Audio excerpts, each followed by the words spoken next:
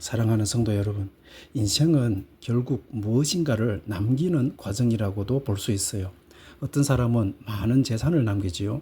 어떤 사람은 자신의 이름을 남기고요. 또 어떤 사람은 자신의 업적이나 명예를 남깁니다. 그래서 사람들은 평생에 더욱 좋은 것을 얻기 위해 부단히 노력하지요. 더 높은 자리에 올라가기 위해 애쓰고, 더 안정된 삶을 만들기 위해 수고를 하고, 또 자신의 흔적을 조금이나마 세상에 남기려고 합니다. 그러나 어느 순간 우리는 나이가 들면서 깨닫게 되지요. 인생에서 중요한 것은 얼마나 많이 쌓았는가가 아니라 무엇을 위해 쌓았는가라는 사실입니다. 고대 이집트 사람들은 죽은 후에도 자신의 영광이 계속될 것이라고 생각했어요. 그래서 거대한 피라미드를 만들었잖아요. 왕들이 자신의 무덤을 만들고 자신들의 이름이 영원히 기억되기를 원했습니다. 그러나 시간이 지나면서 사람들은 피라미드보다 훨씬 더 중요한 질문을 하게 되었습니다. 그들은 무엇을 남겼는가라는 질문이지요. 돌로 만든 건축물은 남았지만요, 그들의 영혼은 하나님 앞에서 어떻게 되었는지는 아무도 알 수 없는 것입니다. 그렇지 않나요?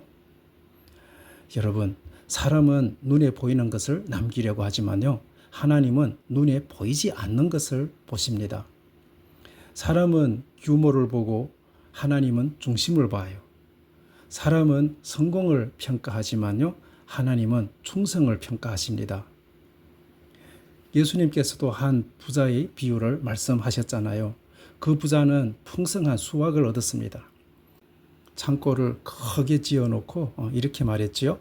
내 영혼아, 여러 해 쓸 물건을 많이 쌓아두었으니 평안히 먹고 쉬고 마시고 이제는 즐거워하자. 이렇게 누가복음 12장 19절에서 기록하고 있어요. 그러나 하나님께서는 어떻게 말씀하셨나요? 어리석은 자여, 오늘 밤에 너희 영혼을 도로 찾으리니 그러면 네가 준비한 것이 누구의 것이 되겠느냐라고 누가복음 12장 20절에서 말씀하고 있어요. 이 말씀은 재산을 모으지 말라는 뜻이 아니지요. 열심히 살지 말라는 뜻도 아닙니다. 하나님 없이 자신만을 위해 살아가는 인생의 위험함을 말씀하시는 내용이지요. 사랑하는 성도 여러분, 이사야서 21장부터 23장은요, 바로 이러한 질문을 우리에게 던지고 있는 것입니다. 이 말씀에는 세 가지 도시가 등장하지요. 바벨론, 예루살렘, 두로, 이 세 개 도시입니다. 바벨론은 힘을 상징하고요, 두로는 부를 상징하고, 예루살렘은 종교적 자부심을 상징합니다. 그런데 하나님께서는 이 세 곳 모두를 향해 말씀하십니다. 왜 그렇겠습니까? 인간은 힘이 있어도, 돈이 있어도, 종교적 이름이 있어도 하나님을 떠나면 결국 방향을 잃기 때문이지요. 오늘 우리도 같은 질문 앞에 서야 합니다. 나는 무엇을 남기고 있는가? 나의 인생은 무엇을 향해 가고 있는가? 하나님께서 나에게 맡기신 것은 내가 지금 어떻게 사용하고 있는가? 오늘 말씀을 통해 세 가지 방면에 함께 살펴보도록 하겠습니다. 첫째, 인간의 영광은 지나가지만요, 하나님의 뜻은 남는다는 것입니다. 둘째는 평안할 때 우리의 믿음이 드러나게 되는 것입니다. 셋째, 소유보다 사명을 남기는 사람이 되어야 한다는 것입니다. 오늘도 성령의 역사가 함께 하셔서 저와 여러분 하나님의 말씀을 통하여 깨달음이 있고 말씀이 우리의 생명이 되고 삶의 지혜와 능력이 되기를 소망합니다. 첫째, 인간의 영광은 지나가지만 하나님의 뜻은 남게 됩니다. 사랑하는 성도 여러분, 이사야 21장은 바벨론의 멸망을 말씀하고 있지요. 이 말씀을 읽을 때 우리는 놀라운 점을 발견하게 돼요. 왜냐하면요, 바벨론은 당시 사람들이 절대로 무너지지 않을 것이라고 생각했던 나라였기 때문이에요. 바벨론은 아주 강력한 나라였습니다. 군대가 강력했고 경제력도 아주 대단했고 풍성한 문화의 바탕도 있었습니다. 그리고 뛰어난 건축 기술도 있었어요. 특히 바벨론의 수도는 인간의 능력을 보여주는 상징과도 같은 도시였습니다. 거대한 성벽을 쌓고 화려한 궁전을 지었고 또한 아름다운 정원도 만들었어요. 그래서 사람들은 그것을 보며 감탄했지요. 그러나 하나님께서는 말씀하시기를 무너졌다 무너졌다 바벨론이여 라고 이사야서 21장 9절에서 말씀하고 계셔요.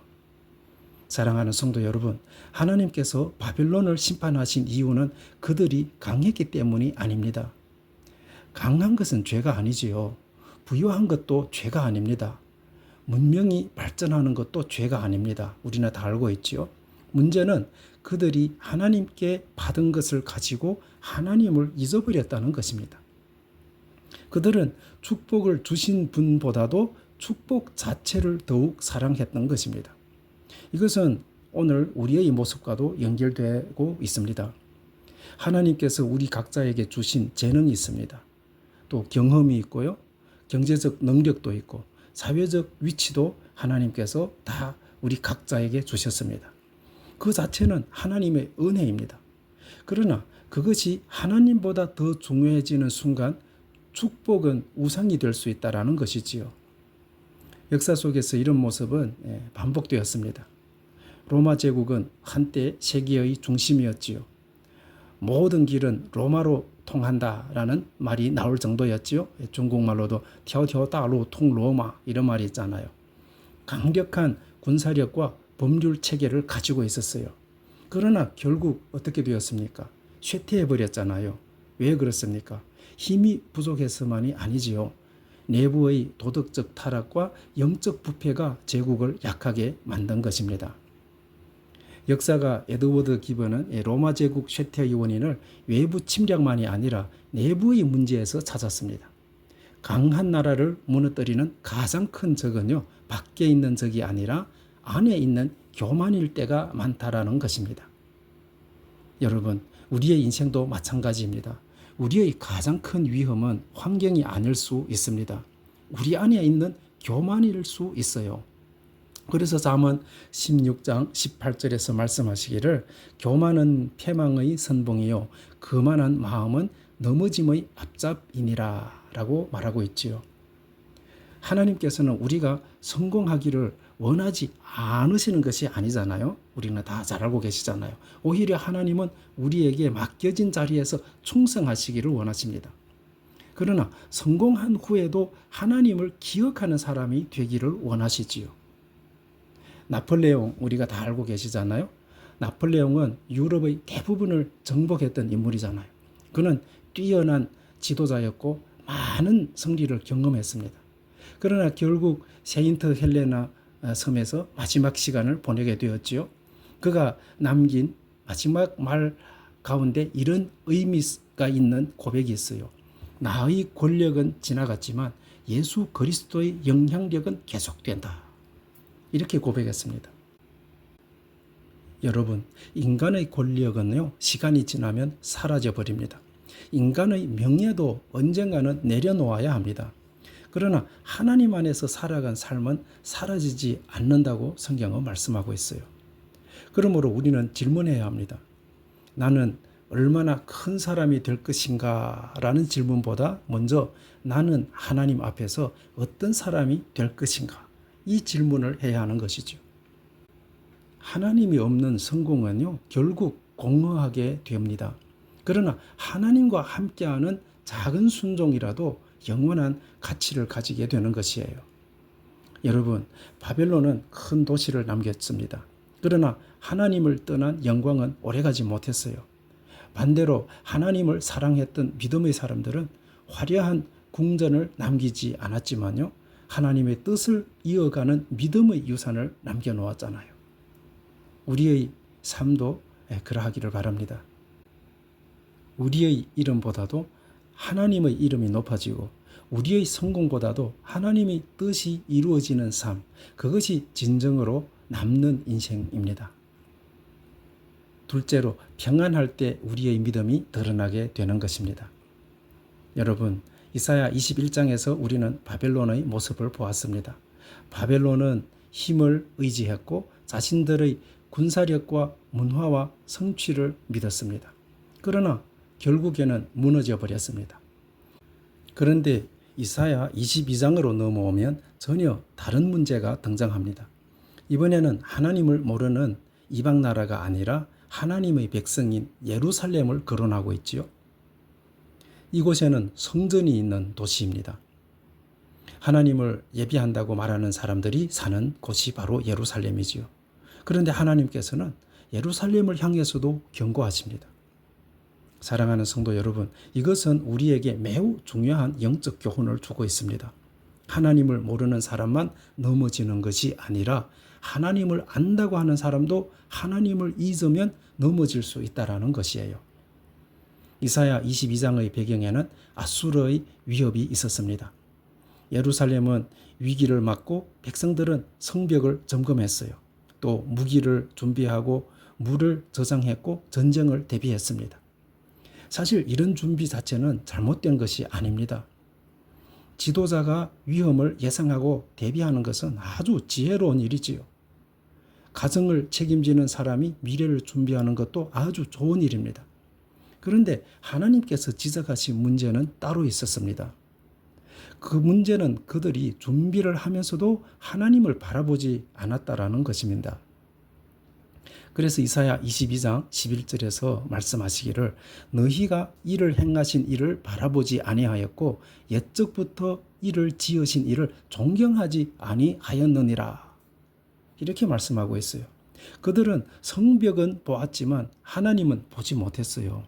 군대는 의지했지만 하나님은 의지하지 않았습니다. 방법은 여러 가지 찾았지만 하나님께 묻지는 않았습니다. 여러분, 여기에 오늘 우리의 모습이 있는 것입니다.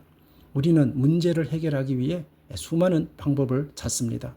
전문가를 찾고 정보를 찾고 계획을 세우기도 하지요. 물론 이것은 필요합니다. 하나님께서는 우리에게 지혜를 주셨고 또 생각하고 판단하고 준비하는 능력을 주셨어요. 그렇기 때문에 이것은 필요한 것입니다. 그러나 중요한 질문은 나는 준비하면서 누구를 의지하고 있는가 이것입니다. 기도 없이 계획만 세우면 인간의 계산이 되어버리지요. 하나님 없이 성공하면 교만이 되어버립니다. 믿음 없는 안정은 결국 불안의 시작이 될 수 있는 것입니다. 여러분, 인생에서 가장 위험한 순간은 언제일까요? 많은 사람들은 고난이라고 생각하지요. 혹은 실패라고 생각하고 어려움이라고 생각합니다. 물론 고난은 힘든 시간이지요.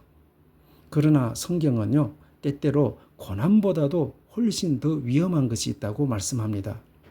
그것은 바로 아무런 문제가 없는 평안한 시간이라는 것이죠. 왜냐하면요, 고난 가운데 있는 사람은 하나님을 찾게 되어 있어요. 그러나 평안 가운데 있는 사람은 하나님 없이도 살 수 있다고 착각하기 때문입니다.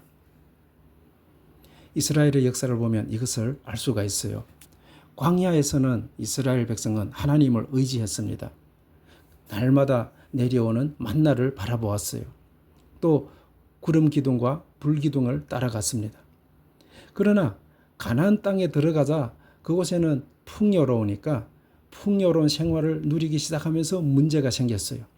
집을 짓고 농사를 짓고 안정된 삶을 살게 되면서 하나님을 향한 마음이 식어져 버렸습니다. 그래서 신명기에서 모세는 이스라엘 백성들에게 경고했지요.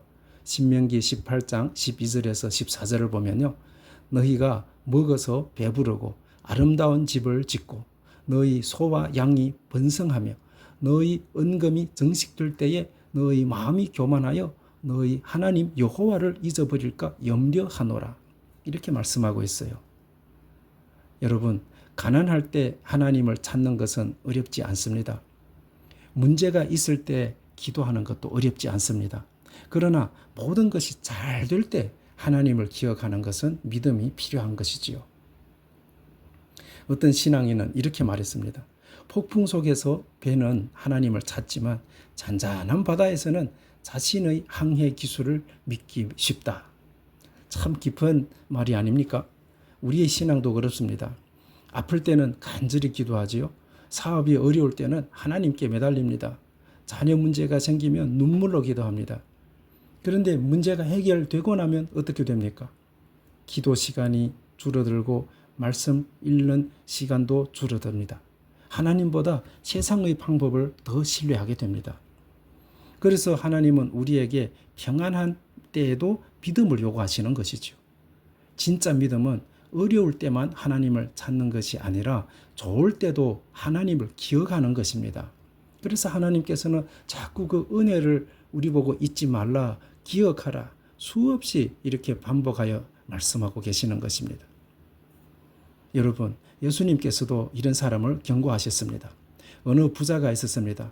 그는 풍성한 열매를 얻었고 창고를 크게 지었지요. 그리고 말하기를 내 영혼아 여러 해 쓸 물건을 많이 쌓아두었으니 이제는 평안히 쉬고 먹고 마시고 즐거워하자. 그 사람에게 부족한 것은 재산이 아니었어요. 그에게 부족한 것은 무엇이었을까요? 바로 하나님이었지요. 그는 미래를 준비했지만 영원한 미래를 준비하지 못한 것입니다.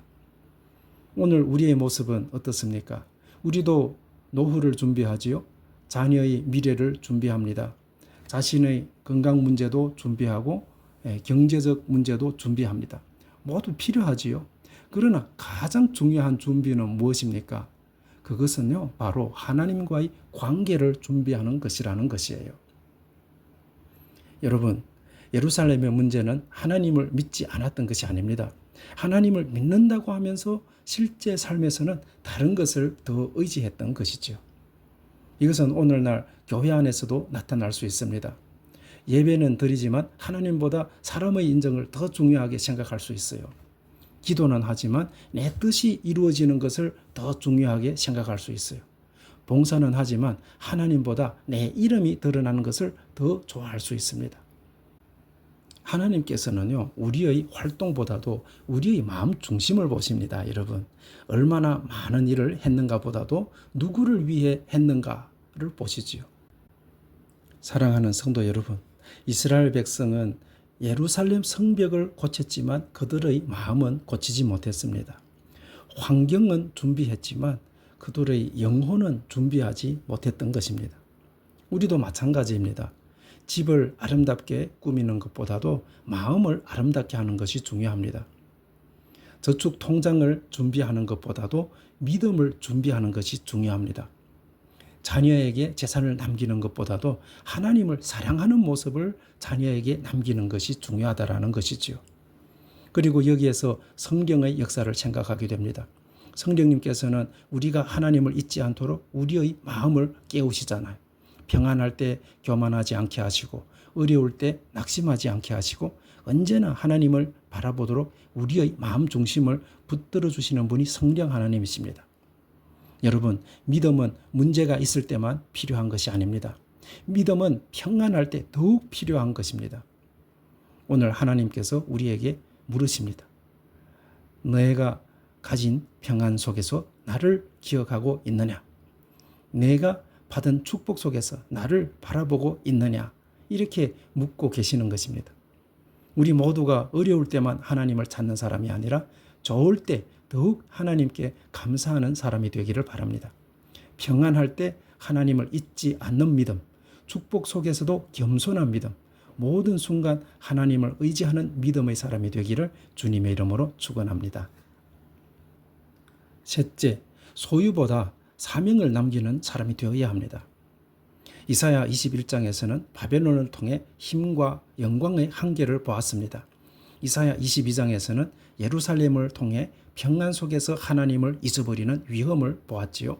그리고 이사야 23장에서는 또 다른 인간의 모습을 보여주고 있어요.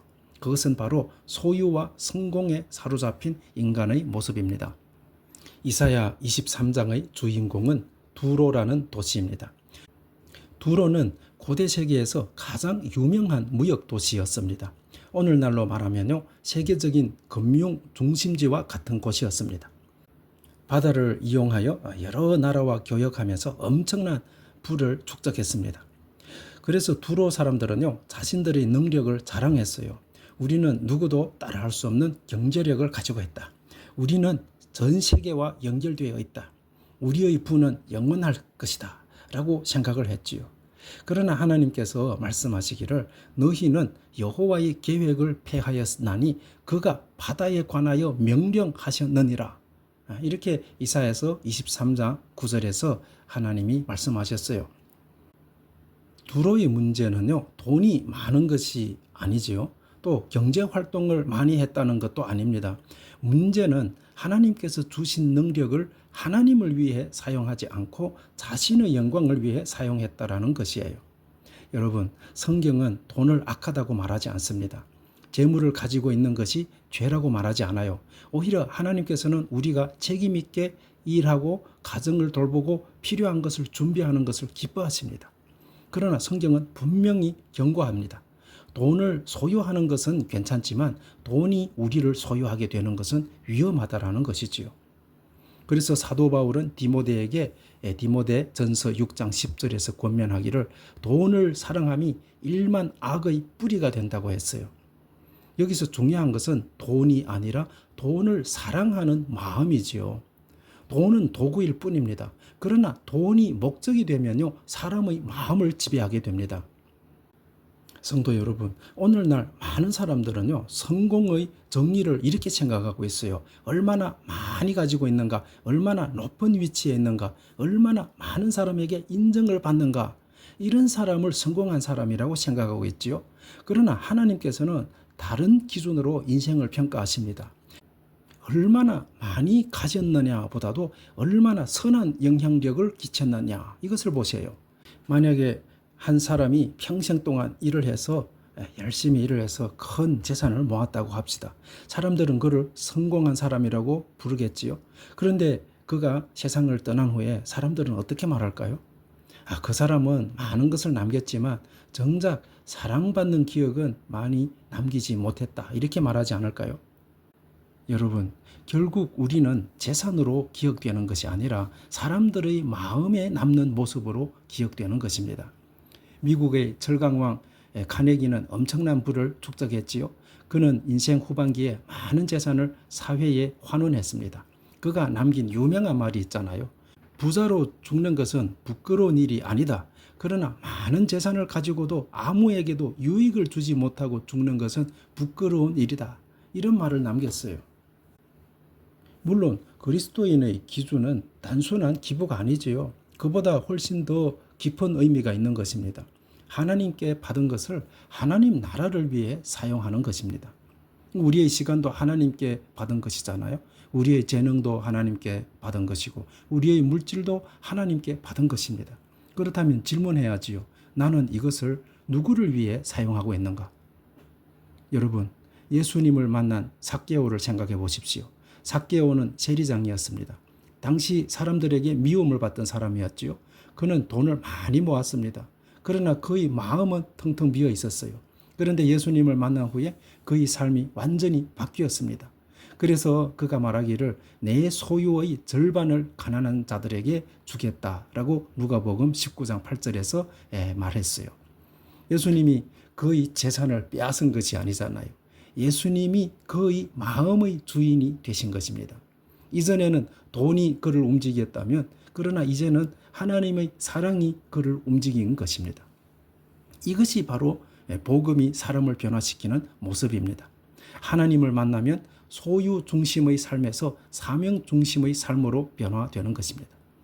초대교회의 바나바도 그랬습니다. 그는 자신의 밭을 팔아 사도들의 발 앞에 두었지요. 그러나 성경이 더 중요하게 기록한 것은 그의 재산이 아니라 그의 마음입니다.